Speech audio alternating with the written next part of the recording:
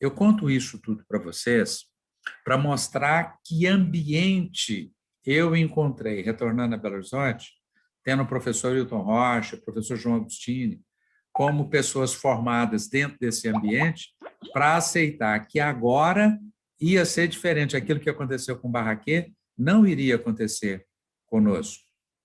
E eles, então, têm todo um embasamento para dizer por que eles não iam aceitar aquela técnica. O que muda muito nessa história e o que é que me motiva para esse processo? O Homero Guzmão sempre foi meu R+, ele é 2 ou 3 anos na minha frente, e eu fiz uma amizade muito grande com o Homero, talvez por causa das namoradas que a gente tinha em comum, e a gente tinha uma relação muito boa, então eu era muito chegado no Homero, e o Homero termina o doutorado dele, ele vai para a França, ele se casa ainda no exterior com a Mariana, e quando o Homero voltou para Belo Horizonte, ele deu uma entrevista no estado de Minas e ele contou que o Fyodorov, na Rússia, fazia cirurgia refrativa e fazia implante de lente intraocular também. Eu leio aquela entrevista do Homero e eu fico maravilhado com aquilo que ele estava me relatando, converso com o Homero, ele me conta sobre essas coisas. Eu disse, olha, quando eu for para a Europa, eu vou aprender, porque todos nós íamos para a Europa. Estados Unidos não estava muito no radar da maioria de nós. Então, eu vou para a Europa, chego primeiro em Estrasburgo e pergunto, lente intraocular? O que é isso? Ninguém faz isso não, isso é um absurdo. Fico um ano em Estrasburgo, vou para Paris, e lente intraocular? Não, ninguém faz isso não, mas na metade do meu estágio, no Hotel Dieu em Paris, eu fico sabendo que acho que era Caremi, um chefe de clínica, estava fazendo implante, mas não deixava ninguém ver. Eu tento ver a cirurgia, não consigo. Mas descubro que um médico no interior da França, em Lyon, estava fazendo essa cirurgia, mas não operava no hospital, ele operava em casa.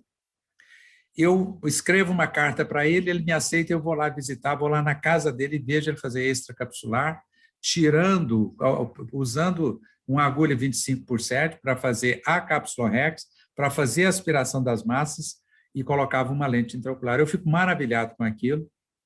Chego em Paris, ninguém faz, eu fico sabendo que o Arnold está fazendo essas cirurgias em Londres, aí eu vou para Londres, vou para o Moorfields, mas ele não operava no Moorfields, ele operava no hospital a Rainha Vitória, no interior, e eu começo a ver a cirurgia do Arnold, fico maravilhado. De Londres eu vou para os Estados Unidos, meu chefe fazia lente intraocular, então eu aprendi lente intraocular com ele, mas fazendo faca e emulsificação que a gente não tinha aqui no Brasil, era uma máquina muito pesada. E nos Estados Unidos, eu estava lá no NIH também, eles estavam fazendo um trabalho com ceratotomia radial. Eu não podia ver a cirurgia, mas eu podia medir o resultado e conversar com os pacientes. Então, quando eu volto para Belo Horizonte para começar a fazer esses implantes, eu tinha já uma técnica extremamente rudimentar, a gente pedia as pessoas aqui para fazer a agulha de dupla via, mas eu operava geralmente com via simples, e começamos a fazer a ceratotomia radial, porque aprendemos com esse.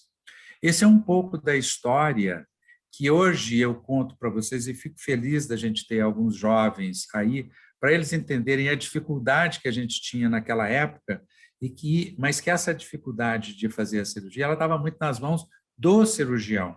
Ele podia inovar, ele podia criar aprimorar a técnica, mas hoje as coisas já vêm com equipamentos muito definidos, hoje quase que você compra o acesso à técnica, porque a tecnologia te permite fazer uma determinada cirurgia com esses recursos. Mas essa era a minha pequena história de hoje, que eu espero ter contribuído muito mais para a formação do que para a informação que está disponível nos livros do que está acontecendo, e um pouco dessa história, que tem muito aspecto pitoresco, mas nesse esforço de síntese para terminar a minha palestra em precisos 1h30, que o Rodrigo me orientou, eu pudesse concluir, e se houver interesse e disposição, fico aberto também para a gente fazer um bate-papo e entrar em algumas coisas mais pessoais